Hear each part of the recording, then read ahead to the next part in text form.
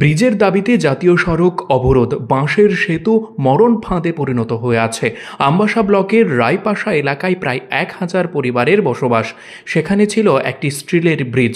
ব্রিজটি বহু বছর আগে ভেঙে যায়। সেখানে বাঁশ দিয়ে ব্রিজ নির্মাণ করা হয়। গত 4 মাস ধরে এই বাঁশের সেতুটি জরাজীর্ণ অবস্থায় পরিণত হয়েছে। তারই প্রতিবাদে শুক্রবার আমবাসা রায়পাশা এলাকার লোকজন আমবাসা আগরতলা জাতীয় সড়ক অবরোধ করে বিক্ষোভ প্রদর্শন করেন। আমবাসা বেতবাগান এলাকায় সিআরপিএফ ক্যাম্পের সামনে জাতীয় সড়ক অবরোধে বসে তারা। ঘটনার খবর পেয়ে ছুটে আসে আমবাসা থানার পুলিশ ও আমবাসা পূর্ত দপ্তরের আধিকারিকরা। তারা কথা বলেন অবরোধকারীদের সঙ্গে, পরে তাদের আশ্বাসে পথ অবরোধ মুক্ত হয়। ব্যুরো রিপোর্ট, সোনালী ত্রিপুরা নিউজ।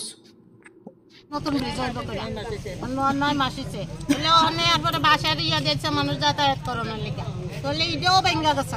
তাহলে 2 দিন ধরে তারা কই থেকে বেড়া ছাড়া লইছে, তাহলে আমরা না করতে লাগাই। আমরা আগে ব্রিজের কাজ শুরু হোক। কোন গ্রামের আপনারা? আমরা রায়পাশা। কত ফ্যামিলি আছে এখানে? এখানে ট্রাইবাল বাঙালি মিললে 1200। তো এখন আপনারা চাইতেছেন?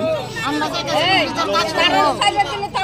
আমরা বলছি যে একদম ভেঙে রাখতে হবে না, বাসার সবাই লোকের কথা কইছে। কে কইছে? এটা গৌতম নিয়ে রাখছে। কতদিন ধরে এই অবস্থা? 9 মাস চলছে এখন। আমরা অনেক ফুলাফান কইরা দুঃখ পাইতাছে। একটা রুগী লিয়ে যাওয়া যায় না, তারপরে স্টুডেন্ট স্কুলে যাইতে পারে না। তারপরে এই বাসার একটা বিজ্ঞান মধ্যে পুরো ভাঙে। এটা কি এডিসি এলাকা? অনেক অপেক্ষা করছি আমরা, করার আমরা কোন গ্রামের লোক আপনারা? আমরা রায়পাশা। কত ফ্যামিলি আছে?